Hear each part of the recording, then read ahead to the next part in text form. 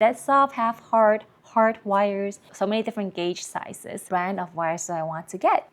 Hey guys, it's been a while since I made a video. I haven't been able to make videos because I've been kind of busy building an Etsy shop. I would say most of my time have been creating products for my Etsy shop. Now that I have a few products in my Etsy shop, I haven't gotten really any sales yet, but now that I have some items there at least, right? I have a shop. I figured I can start making videos again and I can do a little bit of both each week. I've been thinking about what should this video be about since I haven't really had time to come up with new design ideas. And I thought, let me just go over wires again. I know I already have 2 videos on my YouTube channel, but I made those when I wasn't really good at recording videos, and also I've learned more about wires this past year, especially now that I am trying to make jewelries for my shop. I want to make sure I am using quality wires. So I figured I do have more to share. Maybe I should make another video on wires. For today's video, I'm going to focus on answering questions that I had when I first started making jewelries, because perhaps these are the same questions that you have. It's hard for me to know what questions everybody has, but if you have a question, feel free to leave me a comment and I will answer that either by responding to your comments or I can make another video showing you. For me, the first questions I had when I started making jewelry was what brand of wires do I want to get, because I know nothing about, what's out there, but I know I want to get wires that doesn't tarnish easily or scratch easily when I work with it. And what sizes do I get? There's so many different gauge sizes. And there's also, dead soft, half hard, hard wires. For me, I started with half hard wire because I know I want to be able to do whatever I want with the wire, right? It's hard enough to hold its shape, but soft enough for me to manipulate with. But gauge size wise, I really had no idea. So I bought gauge sizes 16 all the way to 28. But honestly, I never touched gauge 16 or 18. So I want to share with you kind of the gauge sizes that I always use. That way you don't buy a little bit of everything like I did and now they're just sitting there wasted money. Let's start with the brand. The very first brand that I tried, that I purchased from is this one right here. Beadsmith wire, and I got this on Amazon, and like I said, I got 16 gauge. But honestly, I don't really like this brand because the wire scratches pretty easily. When I am using a round nose plier and trying to make a loop or things like that, it starts to scratch pretty easily, so I don't really like this brand. And then I tried the Artistic Wire brand, which I actually like a lot, and it's what I've been using this whole time pretty much. And I have the different gauge sizes. So let me show you one more time. So it's not just Artistic Wire brand, but these are copper wires, silver plated but in gold color. You can buy them in silver color or gold color, or even, I think they have a ton of different colors. It's actually copper wire just with a coat of color over it. And these, they don't tarnish easily. When I'm working with it a lot, then I do see scratches here and there, but they definitely are better than this brand. This brand Beadalon, I actually like it a lot too. This is German style wire. So it's also silver plated, and I think it's copper wire under. This one here, because it's German style wire, so I think it's tempered a little bit more than the Artistic Wire. So while it is still half hard wire, it is a little bit harder than Artistic Wire.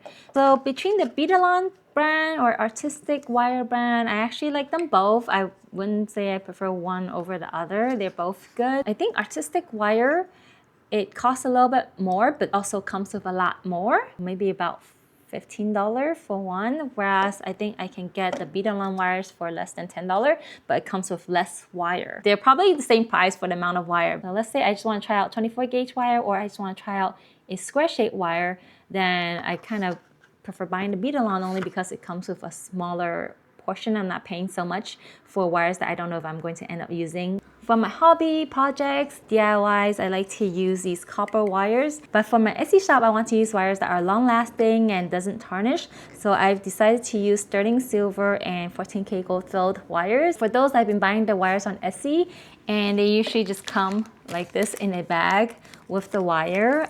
So this is 14K gold filled wire. And then this is a sterling silver wire, square shape. So there isn't really a specific brand, but I just make sure that they are sterling silver or 14K gold filled. And then I would choose half hard or dead soft depending on what I'm using that wire for. And then the gauge sizes I mentioned, I think it goes down all the way from gauge 10 to 30, maybe even bigger sizes. So the smaller the number, the thicker the wire is. The gold is 16 gauge, the silver is 20 gauge, and you can see the difference in the thickness. I bought 16 and 18 gauge in the very beginning, but actually don't use them at all.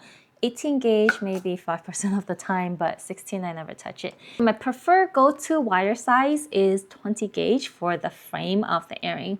So like this one here where you know, I want a thick enough wire for the frame, but not too thick. If I am going to add seed beads through the wire, then I have to use 22 gauge because the seed bead, the hole size is small and they might not fit through a 20 gauge wire. And that is the only time I will use 22 gauge for the frame of the earring. Otherwise, I definitely prefer using 20 gauge wire. With that said, let's say you plan to hammer the wire. Then you might actually want to use a thicker gauge wire like 18. So this is hammered, flattened. You might want to use an 18 gauge wire so that there is more wire to flatten with, right? Once you flatten it, you see more of that wire. 24 gauge wire I don't use for the frame, it's too thin. But when I am making a bracelet or a necklace like this, where I am using dainty chains, then I like to also use a 24 gauge wire so that flows with the smaller chain. I also use 22 gauge wire to do this, and as you can see, the wire is a lot more obvious, but since the beads are pretty big, it's okay to use a bigger wire, but I think I prefer using 24 gauge wire. So here, if I am making an earring drop, I'm also using 24 gauge wire. I use 26 gauge dead soft wire for this delicate gemstone so that I don't break the gemstone. And then 28 gauge wire is when I have to do a lot of weaving. I use half hard wire here, but you can also use dead soft wire when you're working a lot with that wire. You want it to be a softer wire so that you can bend and wrap a lot with the wire and it doesn't break on you. Shape-wise, it depends on what type of look you're trying to get. I prefer round-shaped wires, but occasionally I do use a square-shaped wire. So for example, like this earring here, where I have these beads around the frame, I am using a square-shaped wire so that there is a flat surface for the beads to sit on. It works a lot better with a square-shaped wire. And again, depends on the look that you want. Square-shaped wires could look pretty classy, in my opinion. I mentioned there is hard, half hard, and dead soft wires. Most of my wires are half hard, again, because I want it to be bendable, yet hold its shape. But I also use dead soft wires because dead soft wires, they are very soft, almost like a thread. See, I'm just twirling it around my finger.